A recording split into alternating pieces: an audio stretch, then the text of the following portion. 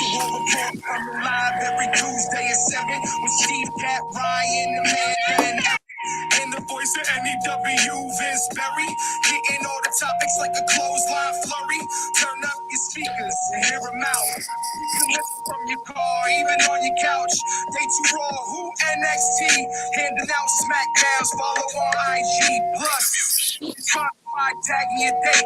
Go to YouTube and sub now for every update. It's all wrestling here. No safe space, now listen in. Time to hear from some of the greats.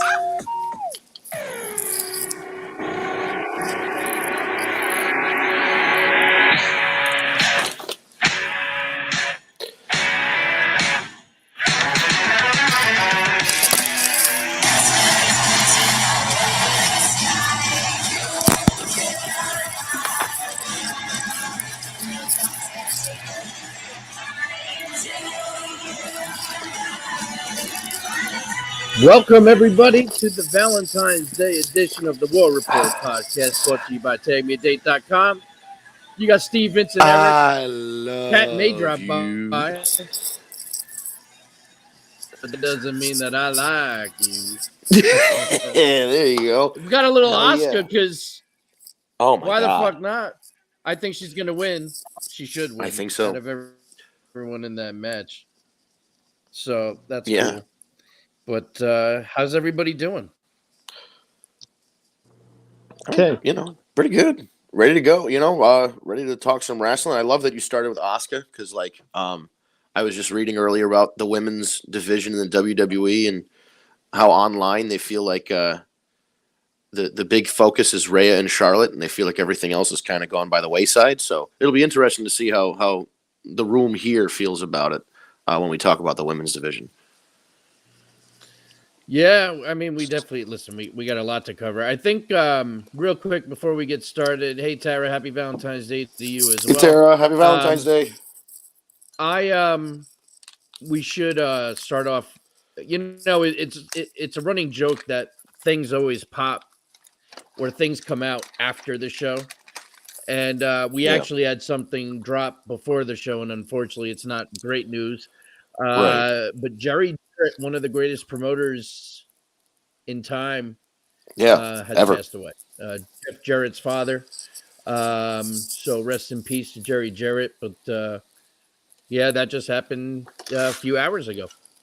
Yeah, announced just a few hours ago, and as Steve mentioned, not just the father of Jeff Jarrett, a promoter in Memphis, wrestler in Memphis.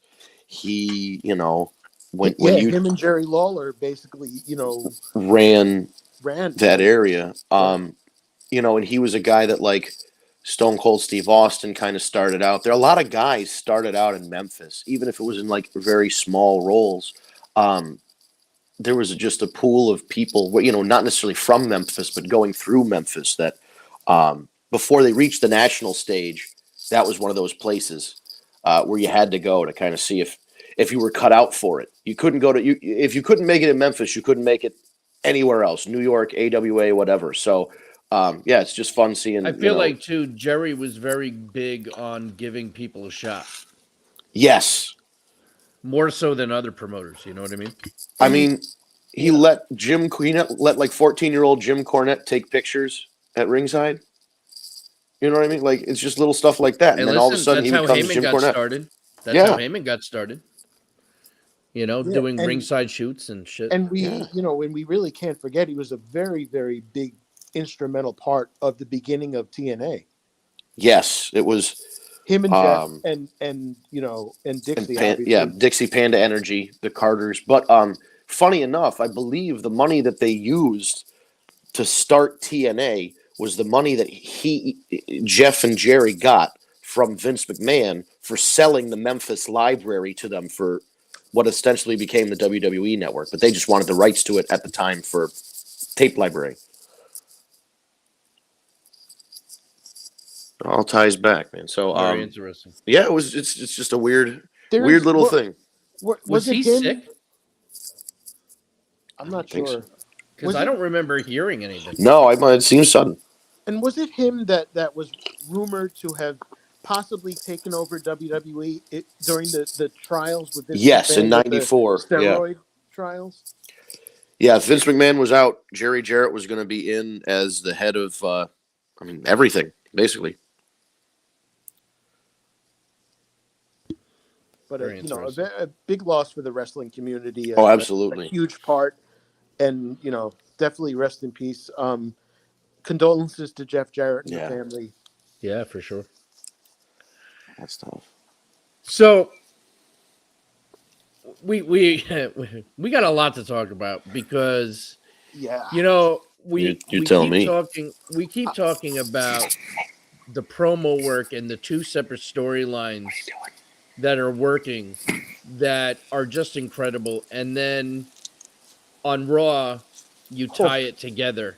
Dude, I mean, the promo work just keeps getting better and better. You started on SmackDown, and you had... Well, it started on Raw last Monday, really. Well, we did a show Tuesday. I know but you're saying the streak of promos started... Oh, yeah, no, for sure. 2 weeks ago. The promo work has been insanely good with all parties involved, and it's primarily Cody, and it's Paul Heyman, and it's Sami Zayn.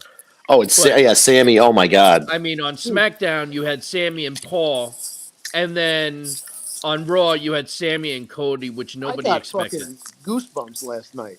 On top of goosebumps. That promo was so good, especially when Cody looks at him and goes, I have a story to finish, and so do you.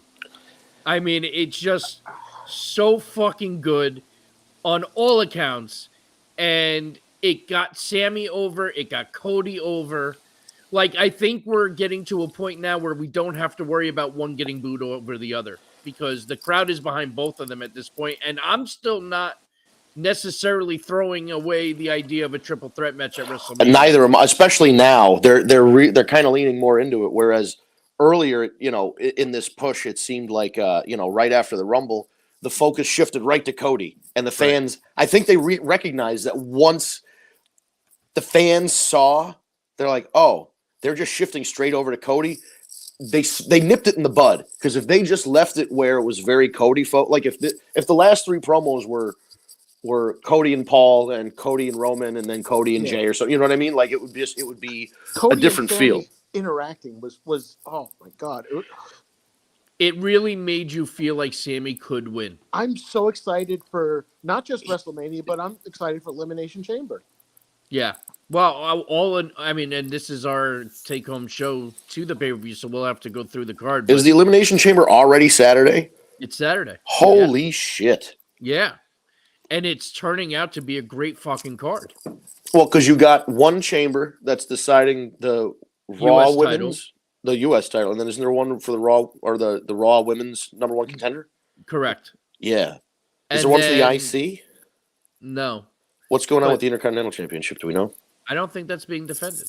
Well, I know they're doing at the Chamber Lashley versus Lesnar. Right. Yeah. But they have been teasing a possible Walter Gunther versus Brock at Mania. So, maybe, we'll see.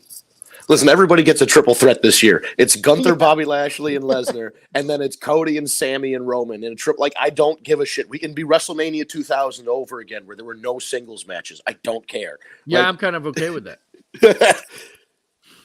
I absolutely understand. I kind of hope it's not a triple threat. I feel like it wouldn't be fair to Cody. I understand, but also, is it fair to Sammy that Cody Is it not fair for Sammy? Right. 8 months injured, and Sammy carried this storyline on his back. Like Roman everybody did a great job. I'm not saying Sammy was, but to single out Sammy, he was the fucking glue. Sammy was supposed to be a part of the bloodline for 2 weeks. Right. It turned into 9 months because he's that fucking good. So, and I'm sorry, what did Cody do? Where he won the Rumble. I mean, I get Cody. it. Yeah, he won the Rumble. He was number 24.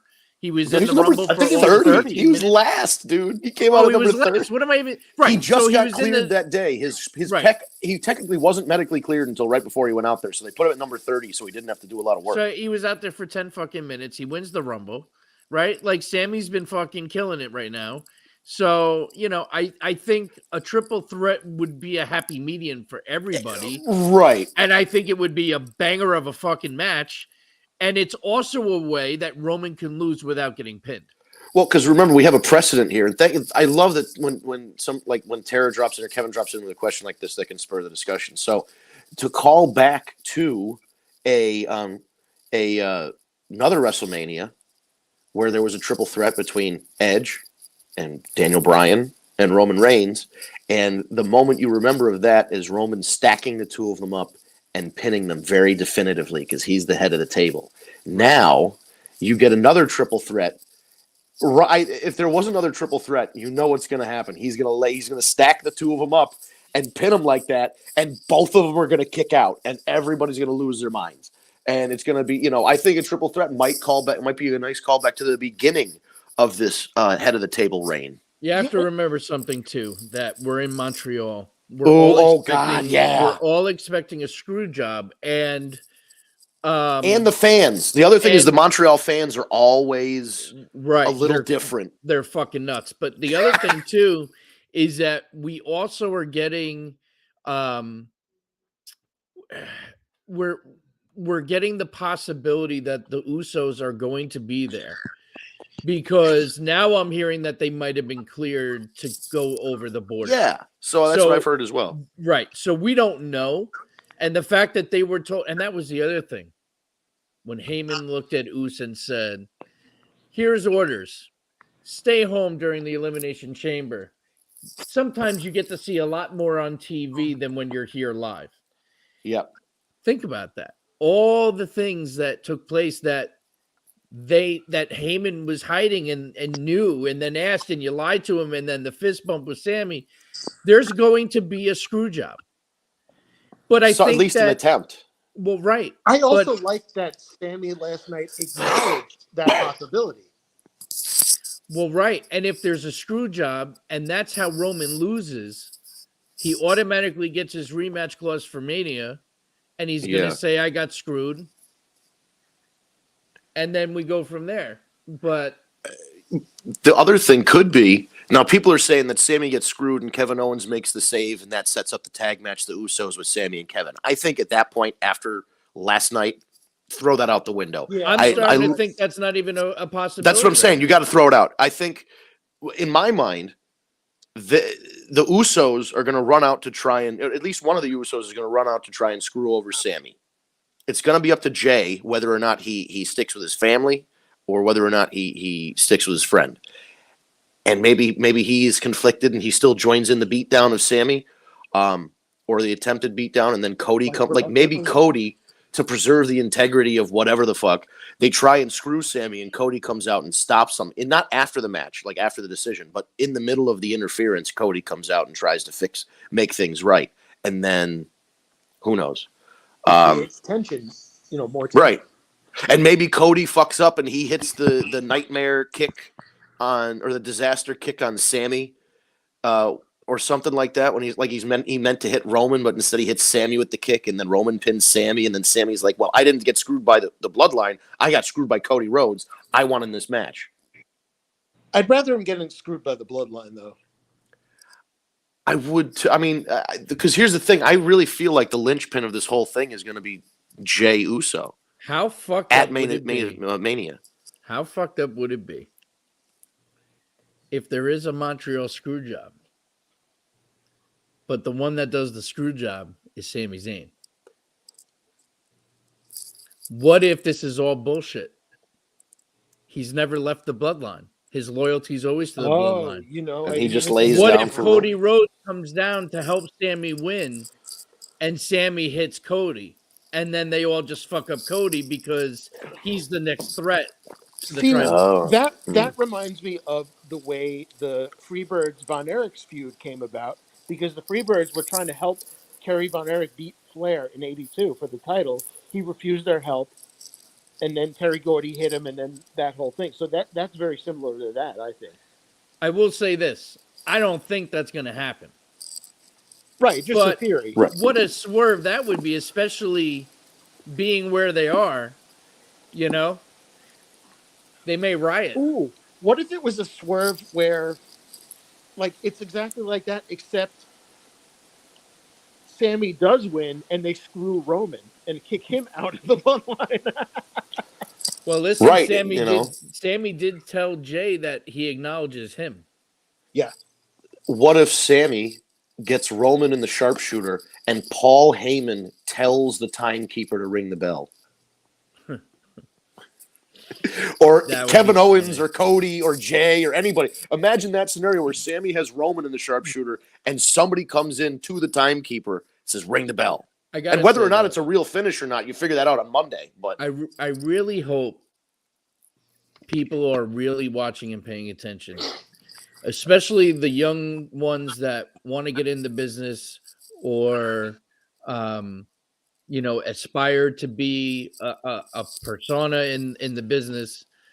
Promo work is just as, if not more important than your in-ring ability. for sure.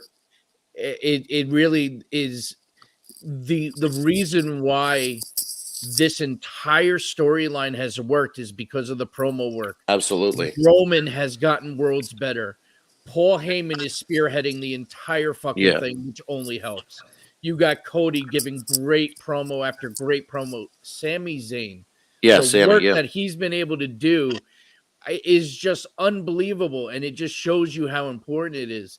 Take notes, because this has been unbelievable. When you get people to sit here on a fucking podcast and say they got goosebumps, and it wasn't just this week, it was the week after and the week after on both Raw and SmackDown. Each week we're getting the same goosebumps when Paul Heyman and either Cody or Sammy or both are out in that ring, and it's just amazing to watch. They deserve fucking Oscars. They really do. Yeah, I also like the way that they did it last night, where, and it's kind of funny because they did that whole screw Baron Corbin thing where, oh, something's going on in the ring. That was pretty funny in itself. And then, but the way they did that, and they say something's going on, and then it's someone in a hood, and we see it's Sammy, and then he starts the thing, and oh my God. Yeah, and it's a credit to Roman. We say this a lot, but Roman 4, 5, 6 years ago, not where you needed to be the guy. And they really were pushing him as the top guy at a point where he wasn't ready. And they were kind of, this is another lesson for you the young people trying to get into the business as well. If you're in a gimmick that makes you uncomfortable or feels like it's not yourself, or you feel like you're not able to put out your best performance, you need to speak up about it and get it changed. Because Roman would go out there in a goddamn bulletproof vest, dressed up like an extra in, Avengers Endgame, fighting. He looked like a he had just had superhero armor on. He looked miserable and he looked uncomfortable, and his promos weren't sincere because they were writing stuff for a character that he wasn't. And as soon as they got rid of that, and he was just able to be just be able to wear a t-shirt and pants like a regular person, and then speak like a regular person, and like your point, you're talking about guys like Stone Cold Steve Austin and The Rock, two prime examples. Exactly. The Rock didn't become The Rock until he was able to just go out there and be himself and just find something that worked. Austin was shit as the ringmaster. Yep. And then he decided him and Deborah came up with Stone Cold, and the rest is history. He cuts one fucking promo and it's off to the races. It's all it takes. You got to be more yourself. If you're trying to be somebody you're not, it's not going to work. Roman Reigns found himself. Roman Reigns is being Roman Reigns on the regular, telling it how it is, and his promo work has been sensational. And I never thought I'd see the day. No. He is the greatest champion of our generation right now. I mean, without question. I think said that. I think the moment when we saw that Roman has become the Roman that he needed to be is a couple of years ago, that SummerSlam where he returned, beat the shit out of Bray and Braun. I think it was Bray and Braun, and returned and won the title not long after. And then that was it. There were glimpses of it, in the years leading up to it. For instance, like the day after he beat Taker, he said, "This is my yard. It's my yard now." And shit, there were glimpses of it. The best thing they ever did to Roman was put him with Paul Heyman. That reveal start this whole bloodline deal. That reveal was great. Yeah. That was it. And removing him from like they changed the stuff that we talked about on this podcast for literal years. If you go back to some of our old episodes, we'll go, Roman Reigns needs to get rid of that outfit. He needs to get rid of the music. He's not in the Shield anymore. They need to stop associating him with something that's been done and over for years. He's never going to get over. And then the other thing is, like, those Shield because he wouldn't that like did with happen, that. Mm-hmm. Those Shield reunions that did happen were not as big as they should have been. The fact that Roman was always using the music and everything else, go of the Shield stuff, like they still had him with the music and everything. The entrance, walking through the crowd, yeah. So they really turned it around, because if it was one of those things where, like, John Cena, the good guy John Cena that never turned heel, all this stuff, and they just brute force through his entire career said he's the top guy, he's the top guy. And by the end of it, he was a really good veteran and he knew what he was doing and it was great. But there were some years there, and I'm specifically talking like 2005 through like 2009 or 2010, where it was like it was just the John Cena show, and it was really rough because they refused to do what they did with Roman. Right, they refused. That was the problem. And all they had to do, and Roman Reigns down your throat. Right, and Roman Reigns doesn't have to be a bad guy for the entirety of his career. In fact, after this, if they do what the NWO should have did after Hogan lost the title to Sting and kicked out Hogan, if he loses the title at WrestleMania, he should get kicked out of the bloodline, and then you've got a 6-month revenge storyline where Roman fights each one of the bloodline and works his way up to main event Jay or whoever's there. Or you rebrand the bloodline and have a face run as the bloodline. Oh, as a babyface bloodline, with the Usos, and then Solo, and then you get a woman in there. Whether it's at this point, whether it's Nia Jax, whether it's Naomi, whether it's Tamina. At this point, I don't give a shit. But one of the Samoans should be in there, and then start building. There's so many more Usos down the line that they can get their hands on. Some of them have to wait for probation to end, but I wanted to add this real quick because I feel like we established that Sammy, especially after last night, there's no way they're going with Sammy and Kevin Owens, right? I can't see. I haven't even seen Kevin Owens in weeks, right? I can see Kevin Owens showing up in support at the Chamber.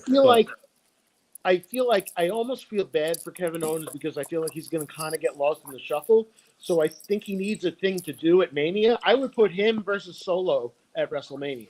Which they might do because they haven't set anything up. They haven't. Yeah, this could be Uso-mania, baby. They haven't set anything up with Solo yet, so it's a very strong possibility that they'll do that.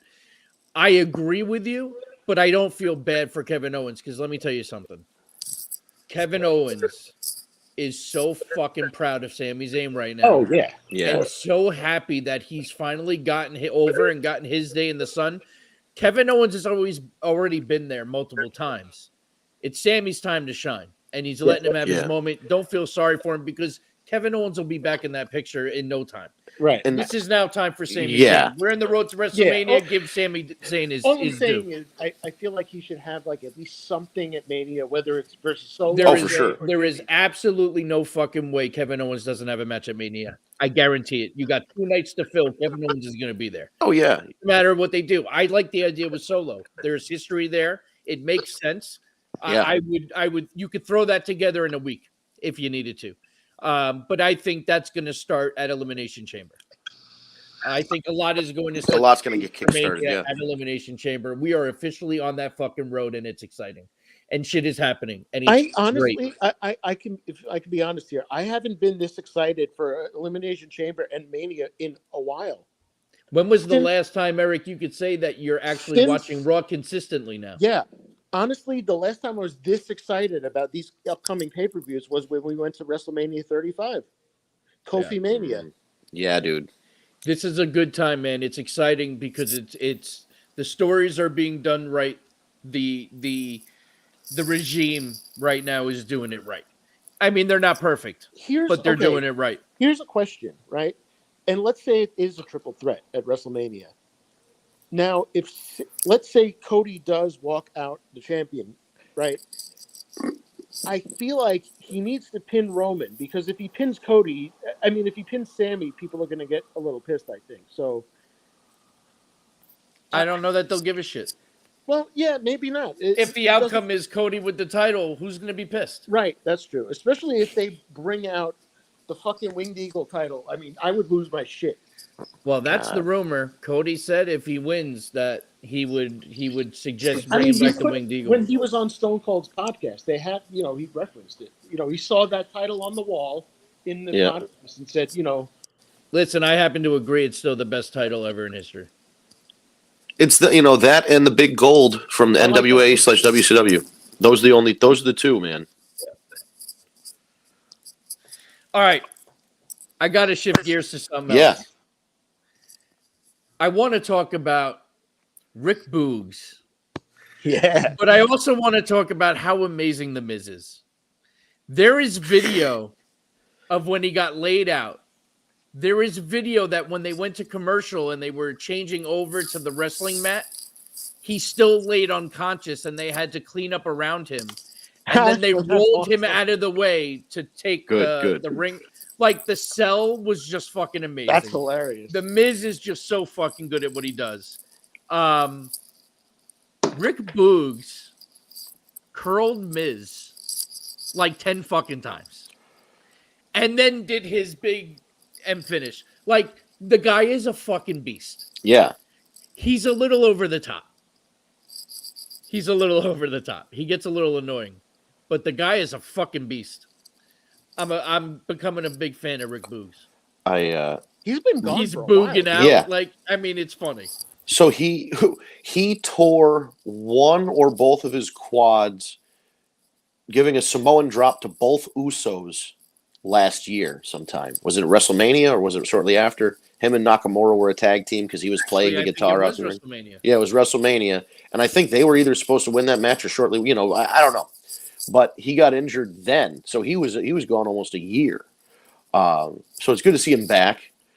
The problem, sometimes with these guys is they get too big and too jacked and you lose range of motion and you lose flexibility and other things when you get that big. And then when you try and overextend yourself, you get a ligament tear or a sprain or whatever. So, but if he can find that balance, and Tara loved it. I think a lot, I think it's a gimmick you can get into. You get it immediately. You see the guy, he's got an electric guitar, he's got the 80s style and whatever, you get it.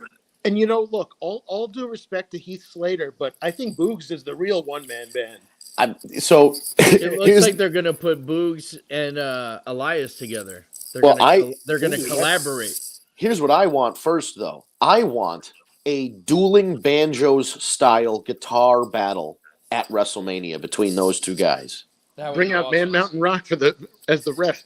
Man Mountain Rock should be the ref. Bring that guy back. Is he still alive? I don't know if he is. I don't know. That guy actually got a bunch of money because in WCW his wrestling name was Max Payne, and then when they tried to make the video game, they had to pay him for the rights to the name. Yep, I'll tell you what, though, I'll never forget.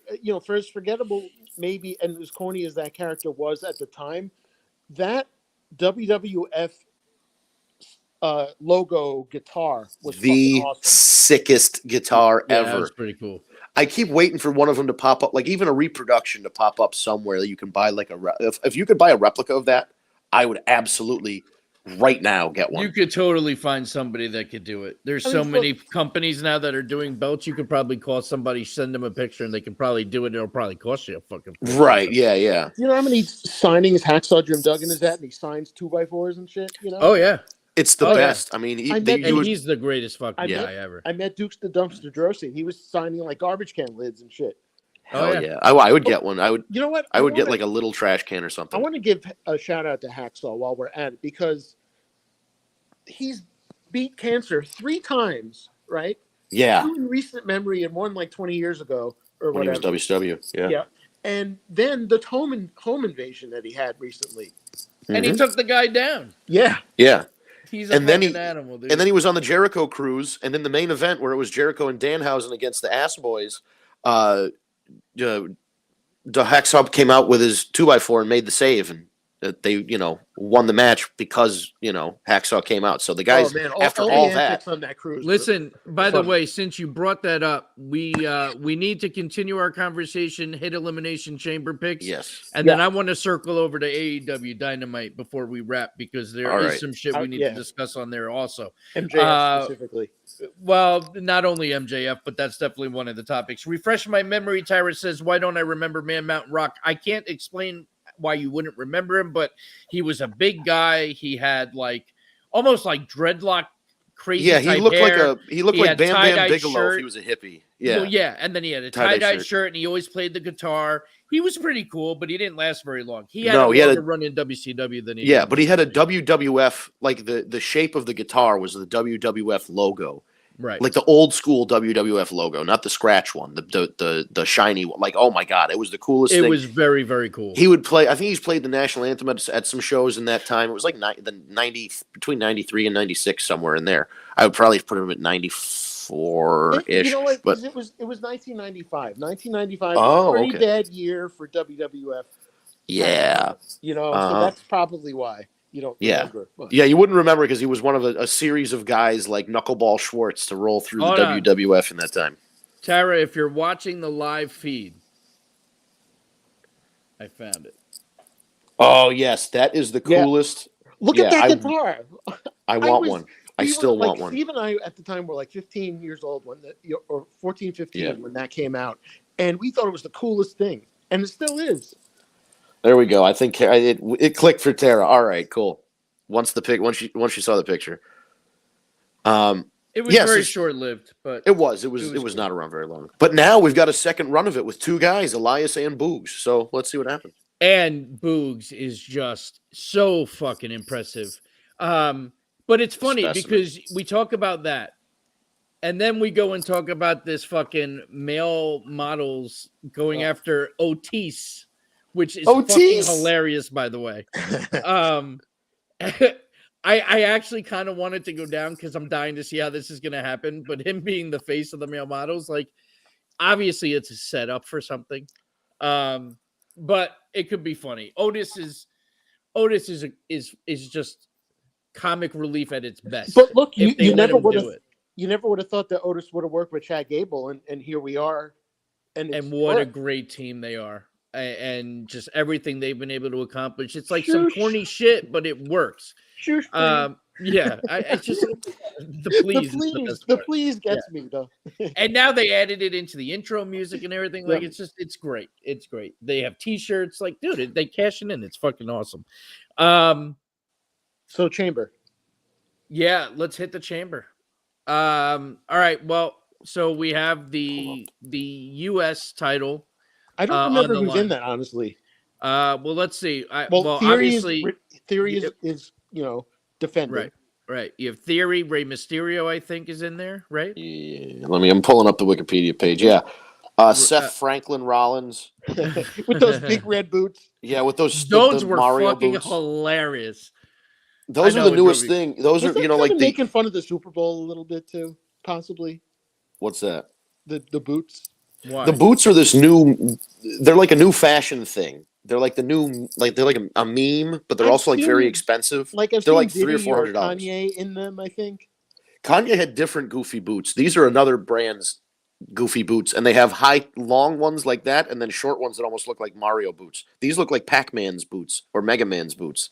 But they're apparently very expensive items of high fashion right now. So it's a trendy thing to wear them. But I think you look like a fucking goof if you do. Oh, he looks stupid. So we had Theory, we have Seth Rollins, we have Rey Mysterio. Who else is in this fucking thing? Oh, it's here we go. No, Montez Ford is in there. Ray's not in there. It's Seth, Gargano, Bronson Reed, Damian Priest, and Montez Ford. I'll be honest with you. You know who I want to see walk out of that one? Bronson Reed. The guy is an animal. And he physically is the one that should win. I don't know. What do you guys think? You think Theory is going to keep it? I also could see Montez. I want main event Montez. Main event Montez is going to do some shit in that chamber. Yes, I agree. But can you imagine Bronson Reed doing his splash from the top of the fucking cage or something? Listen, that match is going to be top of the pod. Yeah. wild. Yeah, there's going to be some cool shit in that match. But I'd be happy with those two, Bronson Reed or Montez. Who my pick would be, I don't know. And is Ryan even going to do a fucking thing this week? Because he didn't do it last week or last pay-per-view. Oh, for the Rumble? Yeah, but we sent him through Messenger, so we still got him in. But I didn't even do it. I was so. I mean, listen, we knew the finish to every match, so why? You know, Yeah. I think that was the most predictable pay-per-view they've had in a while. Yeah. But yeah, so I'm good with those two. I don't know. What do you guys think? Tara's going with Gargano. I want a title. The idea of the U.S. title for me is to establish new guys, and I think Austin Theory. We've tested out this Austin Theory experiment. He's fine. I think he's fine exactly where he's at. The fact that they were trying to push him as a potential main eventer and world champion was, again, maybe we're looking at it like a Roman Reigns situation, but right now it's too soon for my guy. So I don't know. I love the idea of a title change, and I would love to see it on somebody new. So mine is Montez for sure, but I think if Reed or Gargano or even Damian Priest won it, just to have new blood. Seth Rollins has had be happy with almost anybody winning this. Yeah, this is one where I don't think the finish is going to bother anybody except for maybe Austin Theory winning. I don't want to see Rollins win, quite frankly. I think he's done it. Yeah, and he's not going to. And I don't think they're going to because they're setting up him versus Logan Paul anyway. Right, and it's not going to be for the title. Right. They can set up their 4 or 5 or 6 way clusterfuck ladder match for the U.S. title for WrestleMania. If Priest wasn't involved with Judgment Day right now, then I would say he's a possibility. But with that going on, I don't think that's going to be a thing right now. Right. What do we got next? The other women's chamber is Asuka, Liv Morgan, Nikki Cross, Raquel Rodriguez, Natalya, and Carmella. I got to go with Asuka all the way, but they're doing now. They're finally doing the right thing with her. It's got to be Asuka, and I think it's got to be Asuka Bianca at WrestleMania, and I think Asuka's got to go over. Sorry, Bianca. It's time. Well, yeah. I mean, she's had it almost a year now. I'm good. I swear to God, if they swerve us and give us Carmella again, I'm going to be pissed. I don't see it being Carmella. No, it's going to be what's her name? There's a lot of people that want it to be Liv Morgan, and I don't really like. She had her little thing I've seen there, that. but I don't know. It's got to be Asuka. I don't really want to see Liv Morgan versus Bianca at WrestleMania. Yeah. No. Asuka Bianca is better on paper.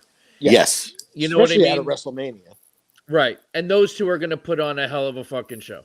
Yeah. So, Tara agrees with the Asuka pick. Yeah.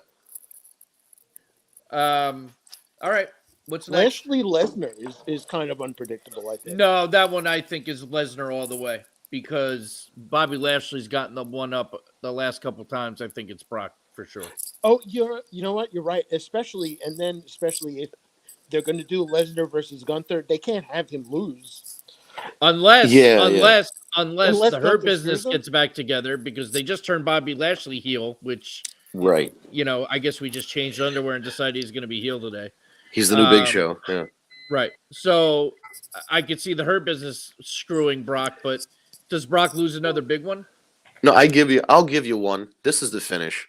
This match never even happens. They come out and they start fighting before the bell. They tear apart ringside. Somebody gets put through a table or the barricade, and they call the match off, and they do it again. They do it for real at WrestleMania, and this is just a way to kind of hot shot and get some real heat on the match before going to WrestleMania. So that while they don't deliver it at Elimination Chamber, they give you like a couple more weeks to promote it for Mania. I think that would suck. I think it would suck, but it's not out of the realm of possibility for those guys. I'd rather have Brock versus Lashley versus Gunther in a triple threat for the IC title, or just have Brock Gunther and do something else with Lashley. Ooh, how about the reformed Hurt Business tries to do something, and Imperium stops them, and then that's how Gunther gets inserted into this. Oh, that's not bad. And then you could have the other Imperium, because you could have the other Imperium guys against the other those, the new Hurt Business at WrestleMania too. That could just be a match that you could do. That's true. All right. What's Depending next? on who the new Hurt Business is, because I mean, not that you break up the Street Profits, but if Montez wins the U.S. title, who's to say the other guy doesn't go over to be in the Hurt Business? Well, and they can add Omos in there. Yeah, they'll throw Omos in there. He's. I don't know if anyway. they're going to do said. I don't think they're going to go. They might not go back to Cedric and Shelton. They might go with an all new group just to kind of throw you off the scent. Of like, or you bring those two in and you just add to it. Yeah, which should have been. They never the Hurt Business should have been a faction for the last 4 years or whatever it is. They never should have broke up in the first damn place. Yeah, too fast. Yeah. The other match, Edge and Beth Phoenix against the Judgment Day in a mixed tag team match. You got to go with Edge and Beth Phoenix on this one, right? Yeah, I think so. Here's the thing: Finn is taking the pin. Rhea is not taking the pin. She won the Rumble. She's going to. Eric, you're very muffled all of a sudden.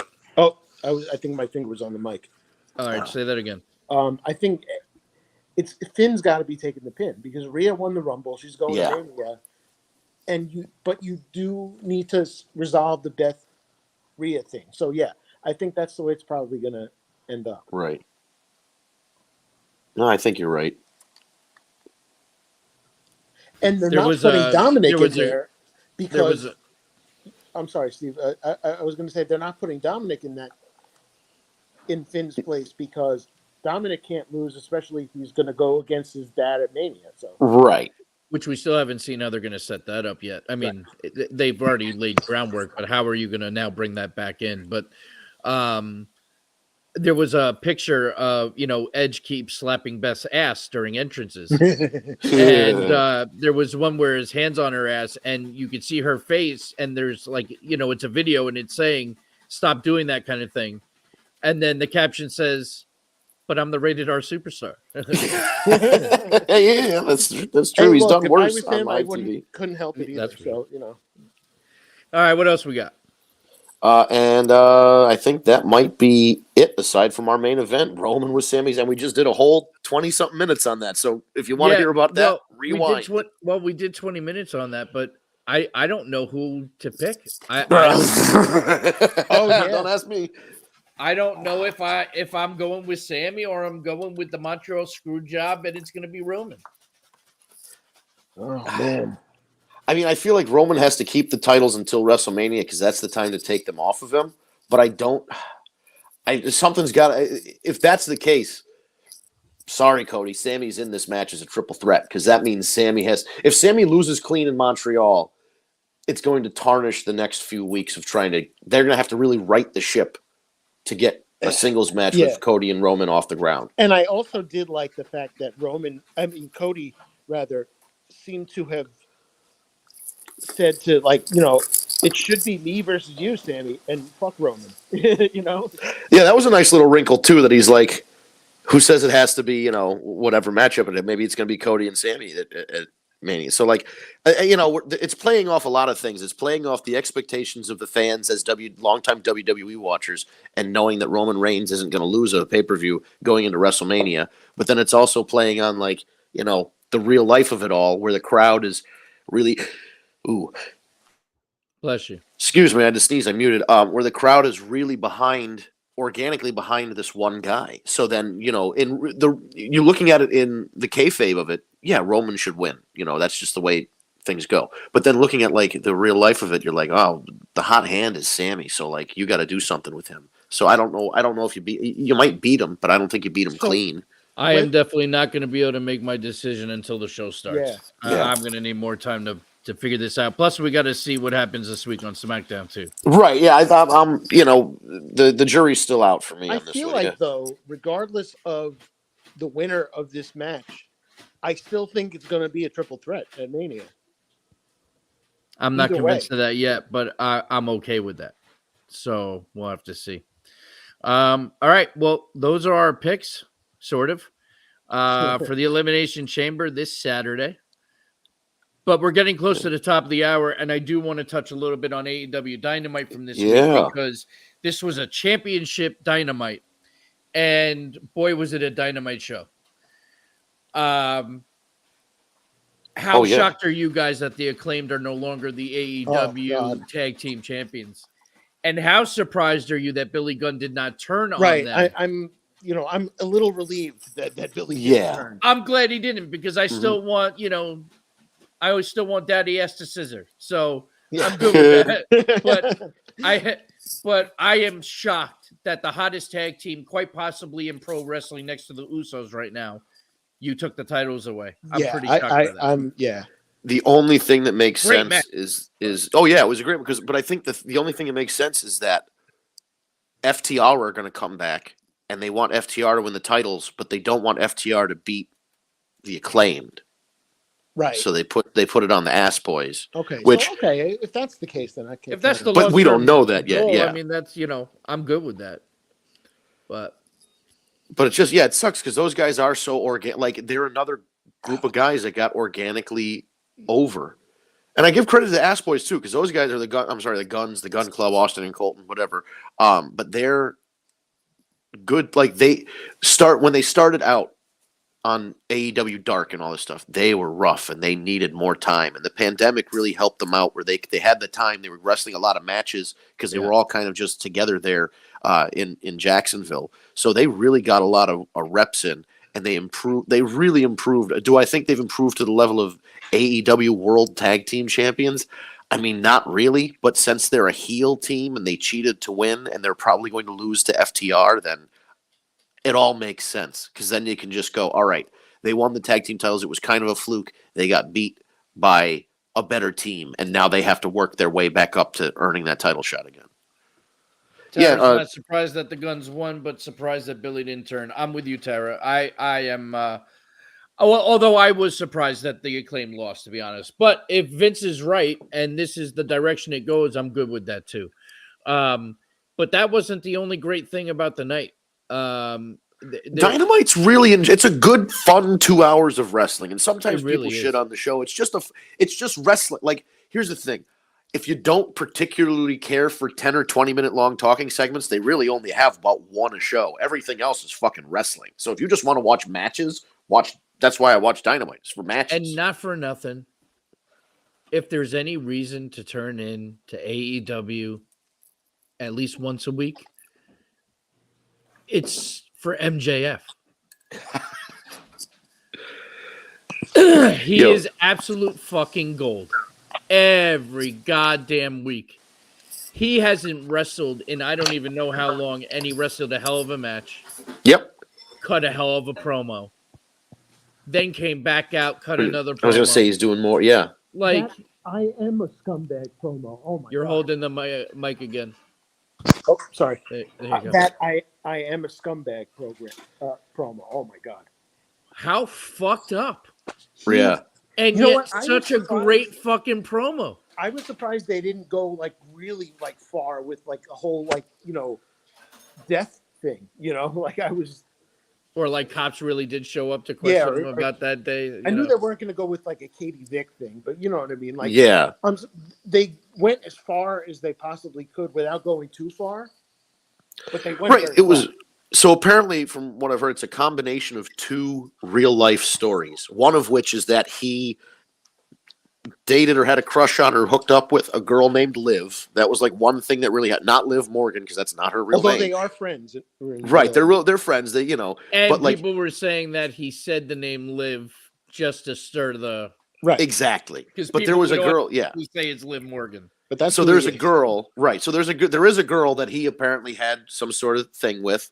But then also separately, there was a car accident that he and his football team friends had, where they went off the story he said about going off the road and whatever, and they, that was a true story, but it just didn't happen with the girl. It's more like, this is like almost, because he's a music guy, he took a lot from that song Last Kiss. Oh where can my baby be? Yeah, so I feel like he just took that and like made it a bad guy's interpretation of it. Like it's interesting, because like some people are really like, oh, you shouldn't do that, it's too close to like Jay Briscoe's car accident. I get that if you feel that way, by the way, but also like, I don't know if like he's not thinking about when writing the promo. Put that together, honestly. No, and I just thought it was like, wow, they're really going. This is something different from the typical MJF promo. This goes back to what I said earlier. promos. The way he delivered that promo, it made you say, holy shit, like, is that for real? Like, did that really happen? Because his delivery, his conviction.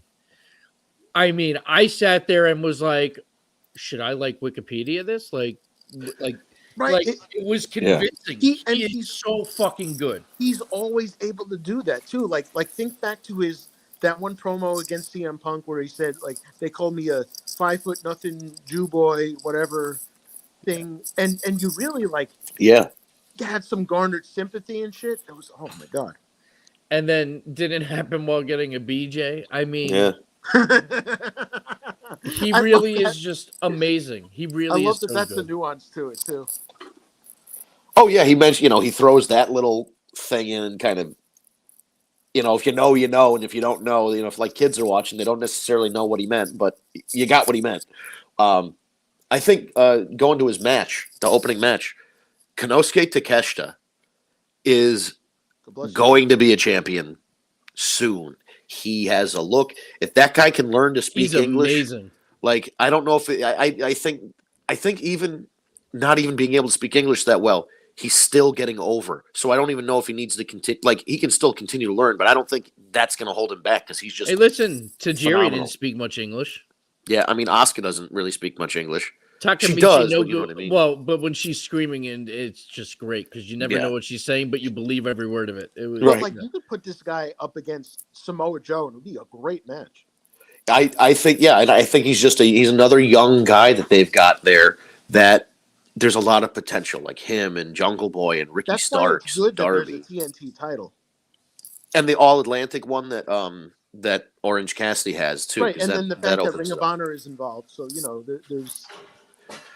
They've got such a lot. They've got a lot of young guys, and I think there's going to be a point where these, like Jack Perry, Jungle Boy's getting a little bit bigger. He's putting on a little more weight. He's not just going by Jungle Boy. He's going by his name. He's wearing the leather jacket. He's got, you know what I mean? Like, there's things where these guys are kind of evolving, and it seems like Ricky Starks and Jungle Boy and Konosuke Takeshita are like three guys who are all going to hit their peak around the same time.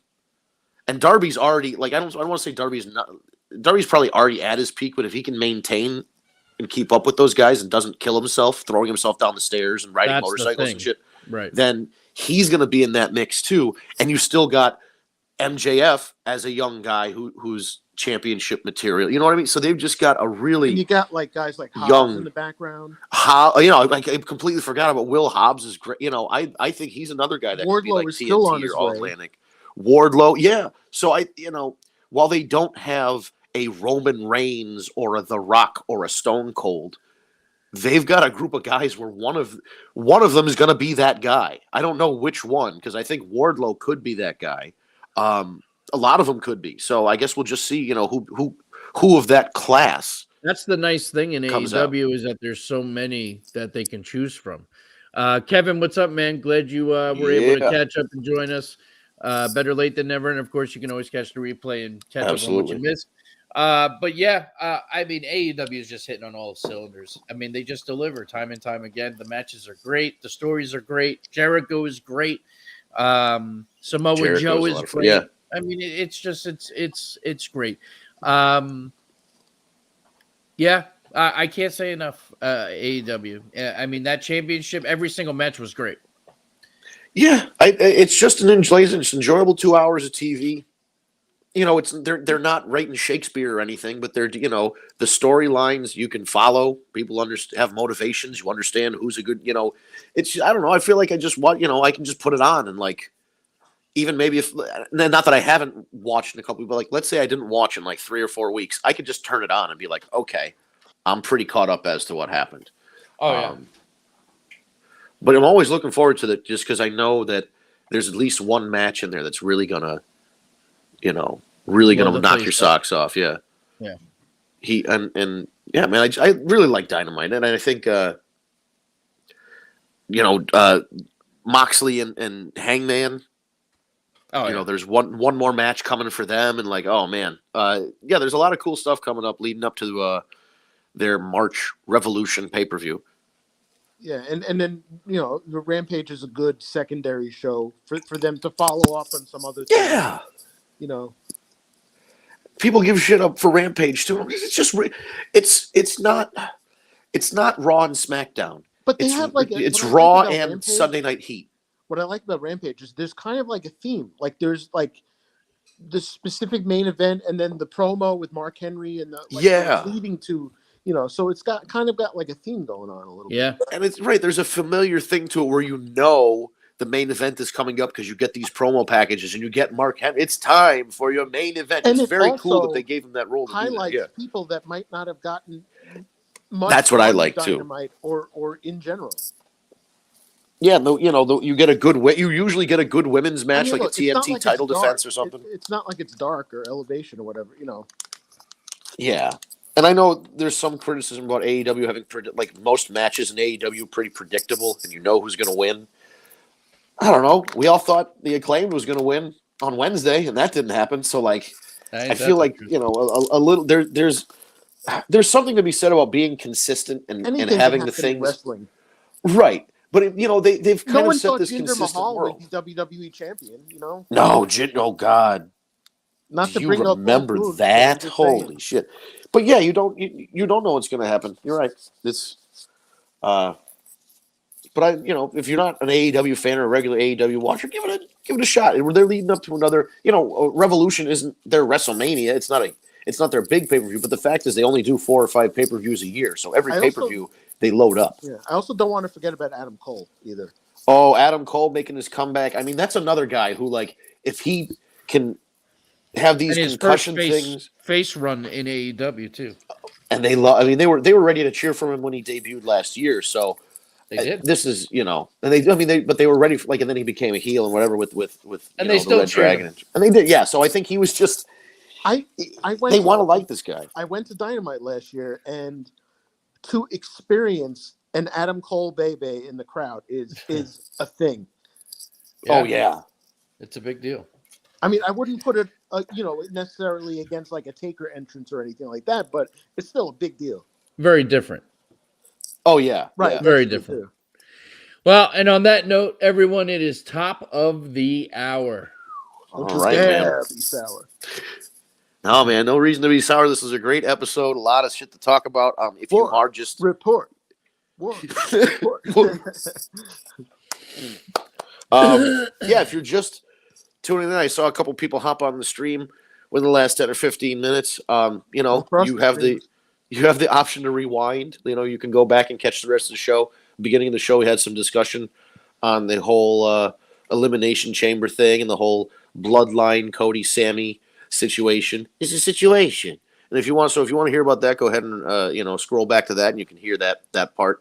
We do thank you for hopping in the stream and catching us live. Just want to remind you that if you don't catch us live, you can always get the either the video archive, which goes up on YouTube and Facebook and Twitch and all that. You can also subscribe to the audio version of the podcast. You just look for TagMeADate or the War Report on your favorite podcast app like Stitcher, SoundCloud, Spotify, Google Podcasts, Apple Podcasts. Just type in the War Report or TagMeADate, and you should be able to see it. There are 2 wrestling podcasts called the War Report, but our graphic, the icon that we use in the description of the podcast, we'll make it clear that it is our TagMeADate War Report, and we've also been around 5-6 years longer than them.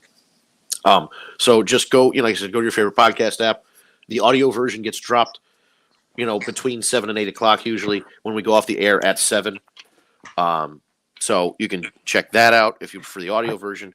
If you want to follow us on social media, we're everywhere at TagMeADate. That's TagMeADate, no spaces. We're on TikTok. We're on Instagram. We're on Facebook. We're on Twitter and Periscope. We're everywhere on social media. If you're connected with Steve on LinkedIn as well, we live stream on YouTube, on Twitch, on Periscope and Twitter, and on Steve's LinkedIn. So again, a lot of opportunities to see us. The Twitch is the only username that's different. It's twitch.tv/War Report, and that's again all one word: WARREPORT. But you can add us as a favorite on Twitch if you'd like, or you can go to our YouTube, which again, you go to YouTube and type in TagMeADate. You'll see our page pop up. Hit subscribe, hit the bell to get notified when we go live or upload a video, and you can also check out the archive of the shows on YouTube as well. So if you don't feel like using the podcast app, you can just tap our username on YouTube, and you can go through and scroll and find the episode you're looking for. So lots of opportunity to see, catch up on what we're talking about. And I think this is a good week, man, especially, if you're looking forward to this Elimination Chamber, go ahead back if you haven't had a chance to listen. Or recommend your friends to listen to our podcast. We love having new listeners. We love pro wrestling, and if you're listening to our podcast, you must feel the same way. And we encourage you to come into our live streams and drop a comment. Whatever platform it's on, we're going to see the comment. We're on StreamYard here, so we'll put it up on the screen. We'll address your question. We'll address your comment. And we would love to have more people in the comments, or we just love to have you subscribe to the audio version of the podcast. So just drop your friends a link. Let them know that this is a podcast full of wrestling fans who just want to sit down and talk about what they love for an hour every week. And spread the word, man. The more the merrier. So we'll be back a Tuesday, 7 p.m. Or excuse me, that's the old time. Tuesday, 6 p.m. on Eastern time. I'm going back a couple years now. So Tuesday, 6 p.m. on Eastern time, we live stream again on YouTube and Twitch and Facebook and Periscope and all that good stuff. Tuesday, 6 p.m., man. Every Tuesday. That'll do it, man. So if you had a good week, I hope you continue to have a good week. And in another 7 days or so, we'll see you again. So you guys have a good one, and we'll catch you next time on The War Report.